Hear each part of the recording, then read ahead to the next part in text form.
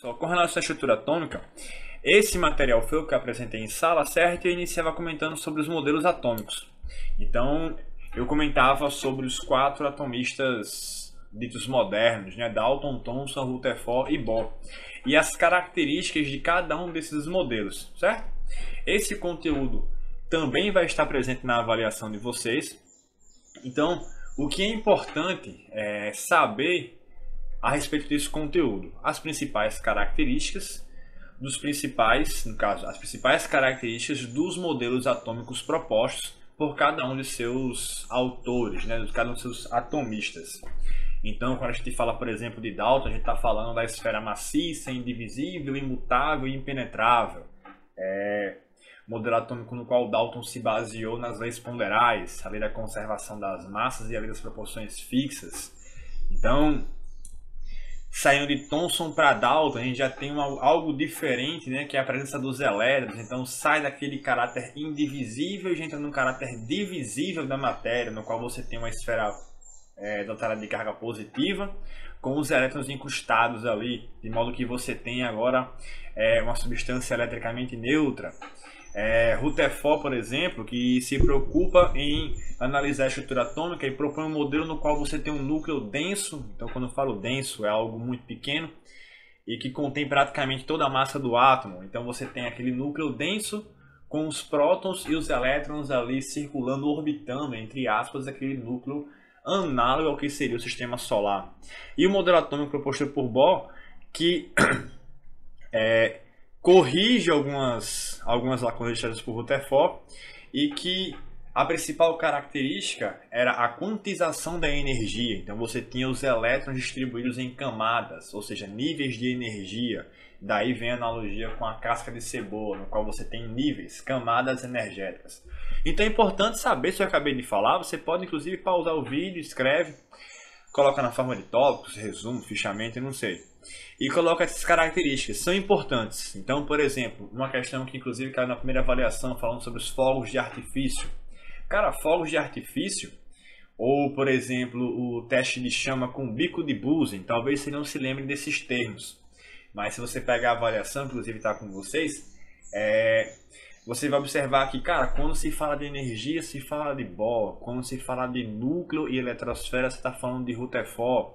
Quando você fala dos elétrons incrustados no átomo, ali presos como um pudim, é o Thomson. E quando você fala daquele modelo seco, como a bola de sinuca, né, a bola de bilhar, a gente está falando de Dalton. Essas características, pessoal, são importantes, certo? Eu falo um pouco rápido aqui, mas com a comodidade do vídeo você pode ir pausando, anotando, beleza? Então, eu vou adiantando porque essa parte aqui já foi dada em aula. É um conteúdo que já esteve na primeira avaliação. Enfim, todos os materiais se encontram disponíveis no Class de vocês, beleza? Então vamos lá. Comentando sobre as características desse modelo, o aparato experimental, especialmente Thomson e Rutherford, que fizeram uso de um aparato experimental para chegar às conclusões e às proposições dos modelos que eles, enfim, haviam observado, né, em função daqueles dados obtidos. Mas tudo isso aí vocês têm à disposição. Sabendo disso, pessoal, já saltando já para os exercícios, tá? Inclusive esse aqui eu fiz em sala com vocês. Eu vou fazendo os exercícios e a gente vai discutindo o conteúdo em cima deles. Eu acho mais interessante, para não se ter uma outra aula do mesmo conteúdo que a gente já teve antes, certo? Então vamos lá. Observe essa primeira questão. Nós temos o seguinte: os trabalhos de Thomson e Rutherford resultaram em importantes contribuições na história da evolução dos modelos atômicos e no estudo de fenômenos relacionados à matéria. Até aí, tranquilo. Das alternativas abaixo, aquela que apresenta corretamente o autor e as suas contribuições. Então, pessoal, vamos supor que isso aqui estivesse na sua prova, certo? Você vai lendo o enunciado e vai vendo as palavras importantes aí. Ele está falando das afirmativas abaixo, aquela que apresenta corretamente o que? O autor e uma de suas contribuições. Então é importante saber quais foram as contribuições de cada um desses caras aí, beleza? Então vamos lá. Na alternativa A, nós temos o seguinte: Thomson conclui que o átomo e suas partículas formam um modelo semelhante ao sistema solar. Pessoal, quando a gente fala de sistema solar, nós estamos falando do modelo atômico proposto por Rutherford, no qual, mais uma vez, nós temos um núcleo denso com carga positiva, certo? Ou seja, um núcleo muito pequenininho, com praticamente toda a massa do átomo, e os elétrons ali como se fossem os planetas orbitando esse núcleo, beleza? Então, pessoal, sistema solar é uma característica do modelo atômico proposto por Rutherford, beleza? Então, deixa eu colocar aqui, Rutherford. Então, essa afirmativa aqui, ela está errada, beleza? Então, vamos lá, vamos analisando as próximas afirmativas aí. O item B, Thomson constatou a indivisibilidade. Aí, atente-se aqui para a palavrinha indivisibilidade, ou seja, algo que não é divisível. Pessoal, a Thomson é dado o apelido de pai dos elétrons, ou seja, aquele que descobriu os elétrons. E ora, o modelo atômico proposto por Thomson já apresentava elétrons em sua estrutura, então não dá para dizer que o átomo ele era indivisível. Pelo contrário, Thomson evidencia a divisibilidade. Anotem essa palavrinha aí, ó. Thomson, ele evidencia a divisibilidade do átomo, certo? Ele já começa a identificar partículas subatômicas, nesse caso, os elétrons. Então, essa afirmativa aqui, pessoal, também está errada, certo? Thomson constatou, ó, a divisibilidade do átomo, certo? Então, vamos lá, vamos para a seguinte. Afirmativa C. Rutherford, pela primeira vez, constatou a natureza elétrica da matéria. Pessoal, eu acabei de falar para vocês que a Thomson é dado o apelido de pai dos elétrons. Natureza elétrica, nós estamos falando de cargas elétricas. E quem primeiro constatou isso não foi Rutherford, foi Thomson, certo? Então, essa afirmativa aqui também está errada, certo? Não foi Rutherford, foi Thomson, beleza? Vamos para o item D. Thomson, a partir de experimentos com raios catódicos, comprovou a existência de partículas subatômicas.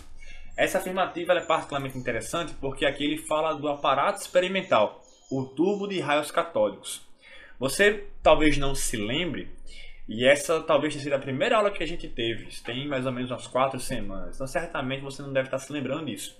Mas um ponto importante é que Thomson, mesmo que você não soubesse sobre o nome do experimento, fica evidenciado o seguinte: Thomson comprovou a existência de partículas subatômicas. Isso de fato está correto. E o aparato experimental que ele utilizou foi o tubo de raios catódicos. Era uma ampola de vidro, um recipiente de vidro alongado, parecendo um cilindro. Ele tinha um gás com baixas pressões e ele forçou a passagem de corrente elétrica naquele gás. Tinham 2 placas metálicas, uma em cada extremidade. No livro de vocês tem esse desenho bem bonitinho. E ele observou um feixe luminoso saindo de uma das placas, o cátodo, em direção à outra placa, o ânodo. Então, a partir dessas evidências experimentais, das conclusões que ele fez em cima dessas observações, ele comprovou sim a existência das primeiras partículas subatômicas conhecidas, no caso, os elétrons. E por fim, pessoal, nós temos a afirmativa E. Obviamente que a alternativa D já é correta, mas vamos ler a letra E e vamos discutir. Ele fala o seguinte, ó, Rutherford reconheceu a existência das partículas nucleares sem carga elétrica, denominadas de nêutrons. A minha imagem está aqui na frente do material, mas eu vou lendo para vocês, beleza? Então, ele fala que Rutherford reconheceu a existência de partículas nucleares sem carga elétrica, está falando dos nêutrons. Tranquilo. Rutherford, pessoal, quando ele propõe o seu modelo atômico, ele ainda não se tinha conhecimento, na verdade, dessas partículas subatômicas chamadas de nêutrons. Rutherford, quando propõe o seu modelo, fala que o núcleo é somente dotado de carga positiva, certo? E essa carga positiva, enfim, esse núcleo contém praticamente toda a massa do átomo. Tranquilo. Posteriormente, certo? Um cientista chamado Chadwick, ele observa e evidencia a existência dessas partículas subatômicas denominadas de nêutrons. Então, quando o Rutherford, é importante isso, tá, pessoal? Quando o Rutherford propõe o seu modelo atômico, ele ainda não tinha conhecimento dos nêutrons. Mas, mesmo assim, ele formula o seu modelo, tá? Então, quando ele fala aqui, ó, que Rutherford reconheceu a existência das partículas nucleares, não. Rutherford não reconheceu a existência de nenhuma partícula nuclear, tá? Então, ele não reconheceu a existência das partículas nucleares. Fica dado aqui a Rutherford a seguinte observação, tá, pessoal? De que o átomo ele era formado por um núcleo, ele é formado por um núcleo, certo? E que os elétrons estão ali orbitando esse núcleo, beleza? Análogo a um sistema solar. Então, pessoal, essas observações são importantes. Como eu falei já anteriormente, né? Você pode ir pausando o vídeo, vai anotando essas observações que são importantes, beleza? Então vamos seguir aqui. Com relação às principais características do átomo e suas relações. Então, pessoal, como eu havia comentado anteriormente, a partir do modelo proposto por Thomson, a gente já sabe que o átomo ele é divisível, beleza? Então, toda vida que você ouvir a palavrinha Thomson, você já associa a divisibilidade, certo? Átomo divisível. E outra coisa, o átomo ele é eletricamente neutro. Aí aqui a gente começa a observar que quando um objeto, uma espécie, enfim, um átomo, ele é eletricamente neutro, o que é que eu estou querendo dizer? Que a quantidade de partículas com carga negativa é igual à quantidade de partículas com carga positiva, certo? E continuando aqui a leitura do texto, a gente observa o seguinte: com a evolução do modelo atômico proposto, tem um errinho ali de digitação, com o modelo atômico proposto por Rutherford, podemos relacionar as cargas elétricas com as partículas constituintes do átomo. De fato, os nêutrons não têm carga, os prótons têm carga positiva e os elétrons carga negativa, certo? Só um detalhe, pessoal, quando eu falo de nêutrons aqui, já é aprimorando o modelo proposto por Rutherford, tá? Ele propõe inicialmente prótons e elétrons, mas na sequência, a partir das observações das evidências experimentais, ele já coloca ali os nêutrons também, tá? Então vamos lá. Quando eu falo que uma espécie ela é eletricamente neutra, como eu havia comentado anteriormente, o total de cargas positivas é igual ao total de cargas negativas, certo? A quantidade de cargas positivas é igual à quantidade de cargas negativas. Isso quer dizer que um átomo ele é eletricamente, uma espécie qualquer, é eletricamente neutra, certo? Em se tratando dos átomos, essas cargas positivas são os prótons e as cargas negativas são os elétrons. Tranquilo? Então observe o seguinte: toda espécie eletricamente neutra, ela vai apresentar prótons e elétrons em iguais quantidades, certo? Suave aí? Então vamos lá. Um outro conceito importante, pessoal, é o de número atômico, tá? Tem alguns nomes de cientistas, inclusive em sala de aula, não recordo agora quem havia me perguntado, sobre, professor, vai ser preciso decorar o nome dos cientistas? Cara, decorar o nome não. Agora sim, alguns nomes são importantes. Quando a gente fala, por exemplo, de modelos atômicos, Dalton, Thomson, Rutherford e Bohr. Isso aí é primordial, tá? Quando a gente fala, por exemplo, de tabela periódica, nós estamos falando, por exemplo, de Mendeleev, aquele químico russo com a barba bem grande, estava no material das últimas aulas. E o Moseley também. Esses dois nomes vão estar serão importantes quando a gente for estudar a tabela periódica, que vai estar no vídeo mais à frente. Mas observe o seguinte: em 1913, o químico inglês Henry Moseley percebeu que o comportamento de cada um desses elementos químicos, tá, estava relacionado com a quantidade de cargas positivas existentes no núcleo, certo? E aí, pessoal, a gente associa o seguinte: a carga do núcleo, ou seja, a quantidade de prótons no núcleo, é o que caracteriza um átomo de um dado elemento. Então, pessoal, o número de prótons é o número atômico. O número de prótons caracteriza o átomo, ou seja, um átomo de carbono somente é átomo de carbono porque no seu núcleo ele tem 6 prótons. O nitrogênio tem 7, o oxigênio 8 e assim por diante, certo?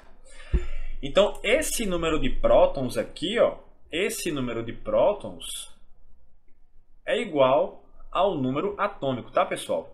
Então, esse Z, essa letra aqui representa aqui o número atômico, vai ser igual ao número de prótons. Beleza?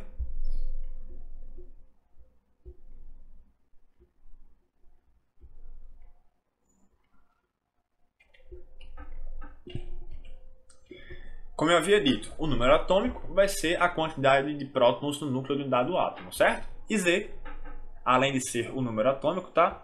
É a quantidade de prótons aonde, pessoal? No núcleo, certo? Então, por favor, na prova, não venha me dizer que os prótons estão na eletrosfera ou que os nêutrons estão na eletrosfera. Não, no núcleo nós temos prótons e nêutrons e na eletrosfera, o próprio nome já sugere, né, pessoal? Os elétrons. Então, pessoal, o que vai caracterizar um átomo é o seu número atômico, certo? A gente havia discutido, sem querer comentar muito sobre, mas já comentando um pouco, a tabela periódica ela é classificada em função, a tabela periódica moderna, tá, pessoal? Os elementos químicos são classificados em função do seu número atômico, certo? Então, o número atômico é o que caracteriza um átomo, tranquilo? E o número atômico vai ser igual à quantidade de prótons, ou seja, Z, deixa eu colocar aqui, o Z vai ser igual ao P. Tranquilo? Uma outra característica importante é a massa atômica, tá, pessoal? Observe o seguinte, massa é igual a prótons mais nêutrons. Beleza. Desde o modelo proposto por Rutherford, a gente sabe que o núcleo ele é denso, tá? Ele é muito pequeno e apresenta, enfim, ele contém praticamente toda a massa do átomo. Beleza. Quem está no núcleo? Prótons e nêutrons. Então, se toda a massa de um átomo está no núcleo, quer dizer que as partículas que estão no núcleo é que conferem essa massa. Quem está no núcleo, pessoal? Prótons e nêutrons. Beleza? Então, o número de massa, a massa atômica, vai ser igual à soma dos prótons, ou seja, vai ser igual a P mais N. Isso aqui vai ser igual a massa atômica. Tranquilo? Então, a gente observa o seguinte, eu até coloquei aqui, presença no núcleo. A gente já sabe disso, né, pessoal? Então, vamos lá. A gente pode escrever essa relação matemática da seguinte forma. A, que é a massa, vai ser igual a P mais N. Tranquilo? Ou ainda, pessoal, como a gente já sabe que o número atômico Z é igual a P, a gente pode substituir, tá, esse P por Z. Não tem nenhum problema trabalhar com P ou com Z, é a mesma coisa. Vai depender de como está escrito na questão. Por exemplo, um dado átomo tem, sei lá, 6 prótons e 6 nêutrons. Qual a massa? Soma. 6 mais 6, 12. Ou pode ter assim, por exemplo, o elemento químico de número atômico 6 tem massa igual a 12. Quantos nêutrons ele tem? Então você pega essas informações, joga na fórmula. Aí é matemática, pessoal. Se eu tenho uma igualdade e quero achar uma incógnita, eu vou mexer nessa equação. Passa para um lado, passa para o outro, enfim. Você sabe mais do que eu isso daí. Então, pessoal, com relação aos elétrons, eles não entram no cálculo de massa. Porque a massa dos elétrons ela é considerada insignificante. Os elétrons têm massa, mas comparado com prótons e nêutrons, ela é insignificante, é muito pequena. Então não entra no cálculo, só entra prótons e nêutrons. Diante disso, pessoal, uma questãozinha simples aqui, ó. Observe o seguinte. Se o átomo de carbono tem número atômico Z igual a 6 e massa atômica A igual a 12, quantos nêutrons existem em seu núcleo? A primeira coisa, pessoal, é observar o seguinte. A representação do elemento químico, certo? Como é que isso vai aparecer? De maneira geral, nós temos aqui X, que é o símbolo do elemento. Eu vou colocar aqui, símbolo. Aí aqui em cima nós temos o A, que é a nossa massa. Eu creio que vocês tenham isso no caderno de vocês, tá, pessoal? Isso aqui foi colocado no quadro, inclusive. E isso aqui é o nosso número atômico. Deixa eu colocar aqui para não ocupar tanto espaço ali do lado. Só relembrando, pessoal, a massa vai ser a soma das quantidades de prótons e nêutrons. Tá no slide aí, ó. X é o símbolo que você vai encontrar na tabela periódica. Por exemplo, hidrogênio, H, hélio, He, lítio, Li, sódio, Na, enfim. E embaixo você tem aqui, ó, o número atômico, que é a mesma coisa que a quantidade de prótons. Aonde, meu jovem? No núcleo do átomo. Perfeito? Então deixa eu só colocar aqui algumas cores aqui para ficar mais interessante aqui. Isso aqui é a massa, beleza? Deixa eu colocar aqui de verde o símbolo do elemento, tá? Cada elemento tem o seu símbolo. E nós temos aqui embaixo o número atômico. Aí algum aluno pode me dizer assim, professor, na tabela periódica está ao contrário. O número atômico vem em cima e a massa vem embaixo. Por quê? É só a forma de representar, pessoal. Inicialmente a gente tinha algumas... É mostrado, na verdade, para vocês essa representação. Inclusive ela está nos livros, no livro de vocês, certo? Símbolo, massa em cima e embaixo você tem o número atômico. Beleza.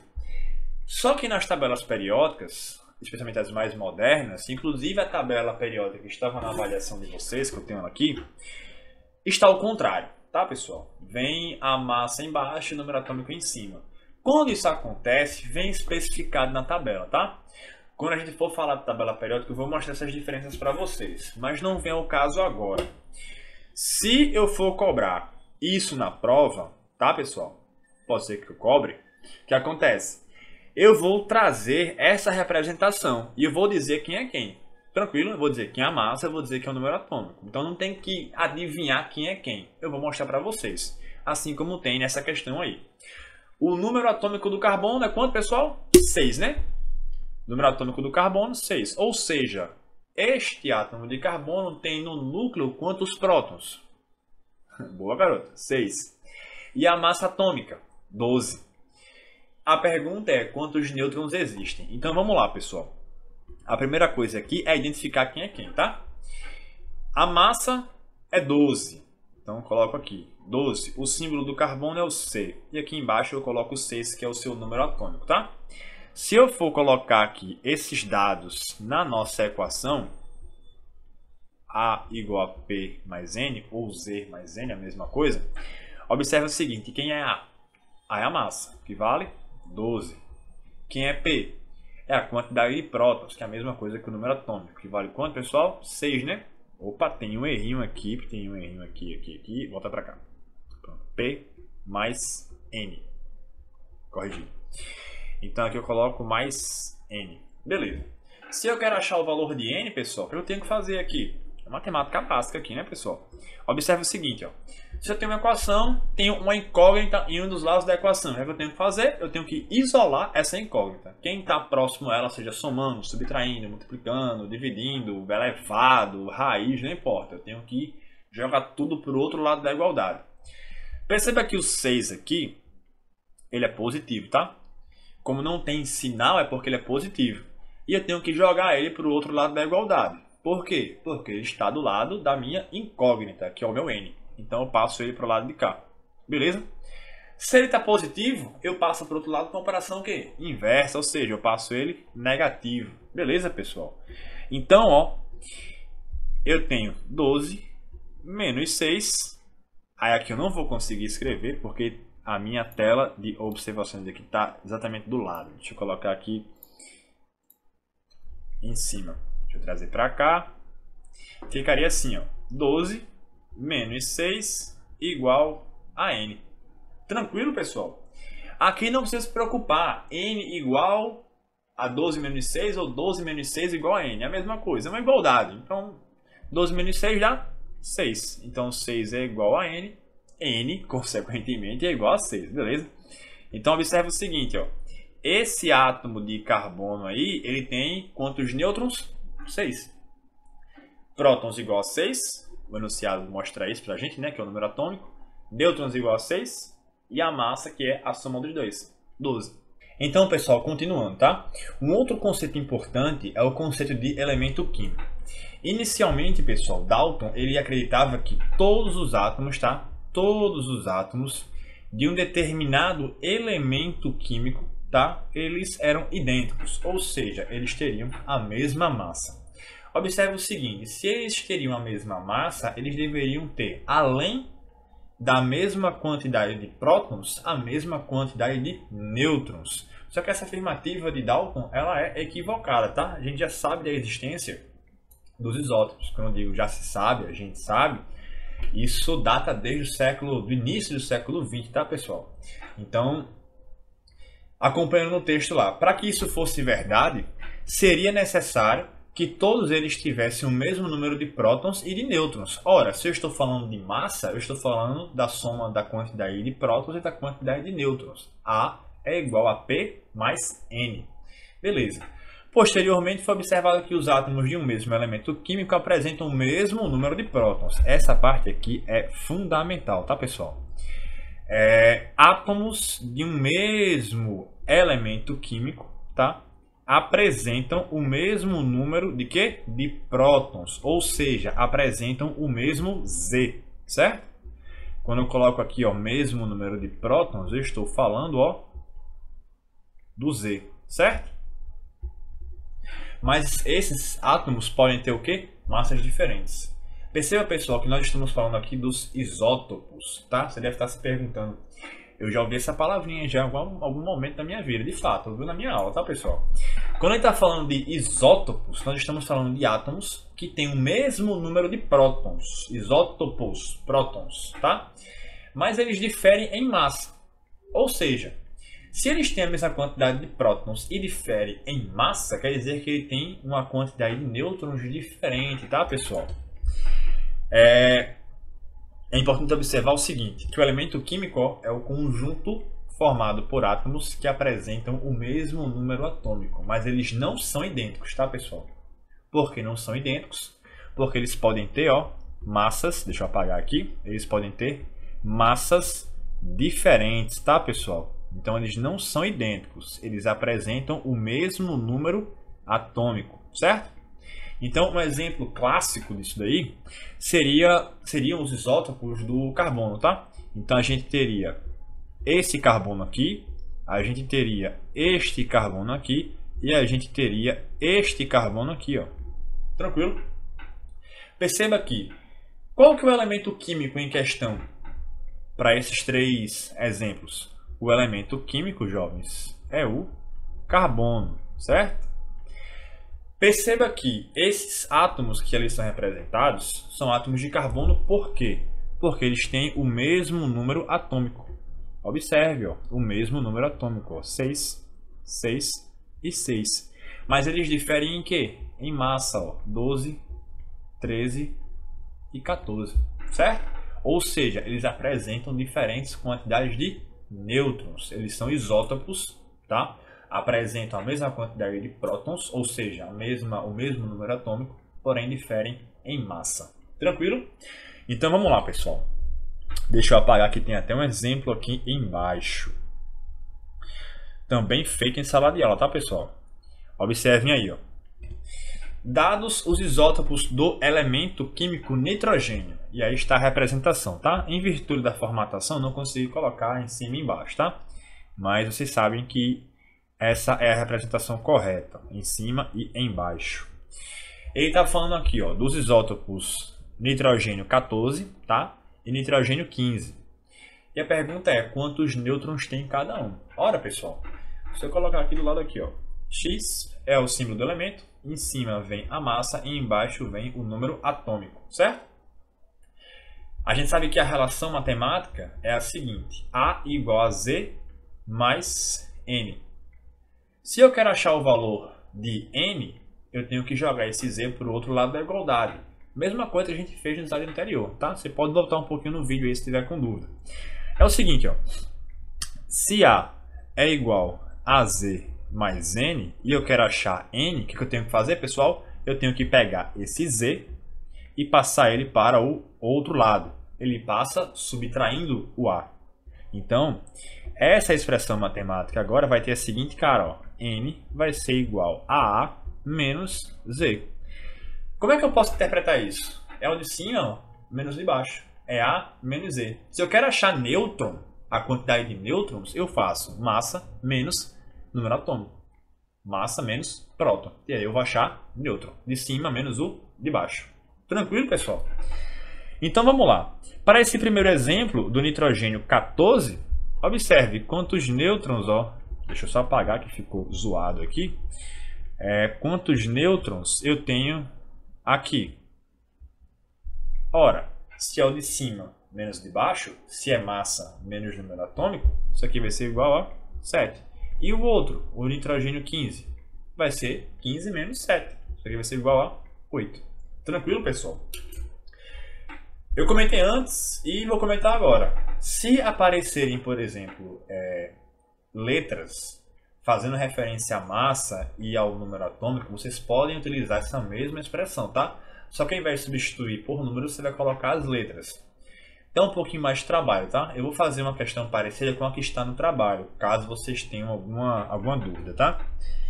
Então, pessoal, elemento químico, mais uma vez, é um conjunto de átomos que apresentam o mesmo número que? Atômico. Ou seja, elemento químico é um conjunto de átomos que são isótopos entre si, tá? Tranquilidade? Vamos para a próxima relação. Aí sim, falando dos isótopos. Então vamos tomar como exemplo aqui o elemento químico hidrogênio, tá? Eu vou colocar aqui elemento químico hidrogênio. Beleza.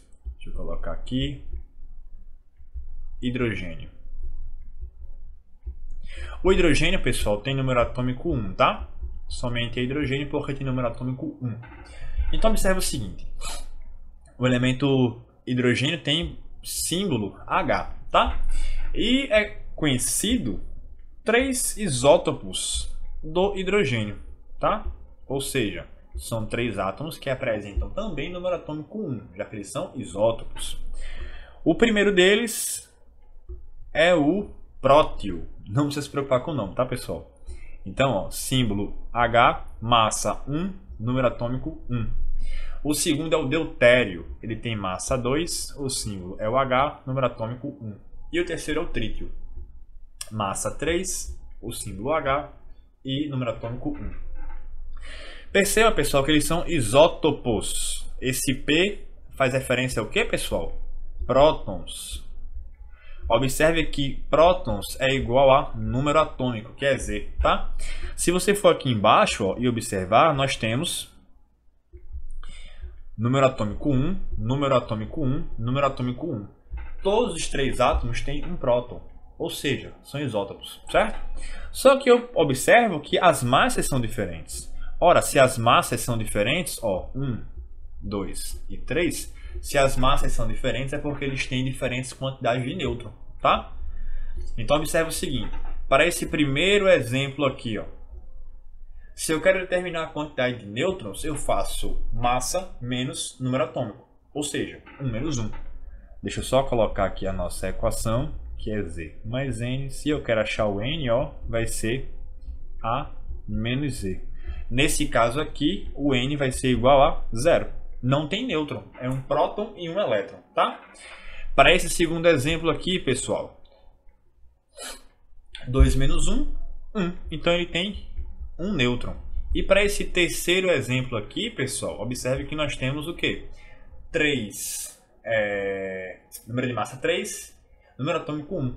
Então nós temos 2 nêutrons. Perceba que as massas mudam, mas o número atômico não muda. São isótopos. Tranquilo, pessoal? E na sequência, pessoal, nós temos os íons. A principal diferença é a seguinte. Desde o modelo proposto por Thomson, a gente já sabe que o átomo ele é divisível, tá? Enfim, com os modelos atômicos propostos na sequência, né, Rutherford e Bohr, a gente observa a presença de um núcleo com prótons e nêutrons e elétrons na eletrosfera. Tranquilo. Só que observa o seguinte, os átomos eles apresentam a capacidade, tá? A tendência de ganhar ou perder elétrons. E o que é que isso vai influenciar? Se um átomo, uma espécie química, ela é eletricamente neutra, quer dizer que a quantidade de prótons e elétrons, ela é o quê? Igual, tá? As quantidades são iguais. Se eu tenho 6 prótons, eu tenho 6 elétrons, eletricamente neutro, certo? Mas em função dessa capacidade dos átomos de ganhar ou perder elétrons, nós vamos ter sistemas agora que vão apresentar uma carga diferente de zero. Essa carga pode ser positiva ou essa carga pode ser negativa. Vai depender se a minha espécie ela ganha ou perde elétrons, tá? Essas espécies carregadas agora são chamadas de íons, tá, pessoal? E esses íons podem ser de 2 tipos, positivos ou negativos, tá? Então observe que os íons são as espécies que apresentam número de prótons diferente do número de elétrons, tá? Como nós estamos falando de carga, eu somente posso levar em consideração as espécies que têm carga. Então, nêutron aqui não vai entrar na conta, porque nêutron é neutro, tá? Não tem carga, diferentemente do próton, que é positivo, e do elétron, que é negativo, tá? Em função dessa diferença, ó, nós vamos ter uma carga residual, ou seja, nós vamos ter uma carga final, certo? Pode ser positivo ou negativo. E aí, pessoal, nós temos os íons positivos, que são os cátions, tá? E nós temos os íons negativos, os ânions, tá, pessoal? Então, observe o seguinte. Inicialmente, causa um pouco de estranhamento, porque a gente sempre pensa da seguinte maneira. Ah, se a espécie ela ganhou, ela fica positiva. Se ela perdeu, fica negativa. É um raciocínio que a gente traz, eu digo a gente, inclui-se aqui todos nós, tá? Que a gente traz desde pequeno, é natural isso, achar que ganhar é ficar positivo, perder é ficar negativo. Só que o questionamento aqui é o seguinte: se ganha e se perde, elétrons. Elétrons são partículas de carga negativa. Ou seja, se eu sou uma espécie neutra, tá, pessoal? E eu estou ganhando carga negativa, eu me torno o quê? Negativo. Se eu sou uma espécie neutra e eu perco carga negativa, ora, eu terei mais cargas positivas a partir de agora. Então, eu me torno o quê? Positivo. Essa parte é bastante importante, tá, pessoal? Para saber diferenciar o que é cátion e o que é ânion. Detalhe, pessoal. Nós não estamos falando aqui de reações que acontecem no núcleo, tá? Que acontece. Nós não estamos falando aqui de reações nucleares. Nós estamos falando aqui de ganhar ou perder elétrons, tá, pessoal? Daí nós temos os íons. Então, o íon sempre vai ser em função dessa capacidade, ó, vou até grifar para vocês aqui. É sempre em função dessa capacidade de se ganhar ou perder elétrons, tá, pessoal? Sempre elétrons. Então, até destaco para vocês aqui mais uma vez, elétrons. Então, observe o seguinte. Os cátions são as espécies que são formadas quando um dado átomo perde elétrons, tá? Imagine o seguinte. Nós temos uma espécie que tem 5 prótons, tá? Cada dedo da sua mão consiste em um próton, tá? Se essa espécie ela é eletricamente neutra, quer dizer que eu tenho outros 5 elétrons, tá? De modo que cada um deles se anula, tá? Positivo com negativo, 0, 0, 0, 0 e 0. Carga final, 0. Tranquilo. Mas imagine que essa espécie perde um elétron, tá, pessoal? Então eu tenho as 5 cargas positivas, porém agora eu tenho 4 cargas o quê? Negativas. Essa se anula com essa se anula com essa com essa e essa com essa. Perceba, ó, que falta essa daqui. Essa carga positiva está em excesso. Ou seja, a carga final é definida por quem está em excesso. Ou seja, quem tem mais. Quem tem mais é positivo ou negativo? Positivo. Ora, se eu perdi um elétron, eu tenho uma carga positiva a mais. Ou seja, a minha espécie ela é positiva. É um cátion. Beleza? Mesma coisa para o ânion, pessoal. Se eu tenho uma espécie, mais uma vez, eu tenho 3 prótons, tá, pessoal? Eu tenho 3 elétrons. Ou seja, a minha espécie ela é eletricamente neutra. Quer dizer que cada um aqui se anula eletricamente neutro, certo? Mas essa minha espécie, vamos supor que ela tem a capacidade de receber um elétron, tá? Então agora, ao invés de 3, eu tenho 4. 3 positivos, 4 negativos. Então perceba, pessoal, que aqui eu vou ter o excesso ó, de uma carga o quê? Negativa, certo? Essa carga negativa que está em excesso é que vai ser a carga do íon, ou seja, a carga do ânion, porque é negativo, certo? Então observe, pessoal, que a gente sempre vai observar em função da quantidade de cargas que são ganhas ou perdidas, para definir de fato qual que é a carga do íon, certo?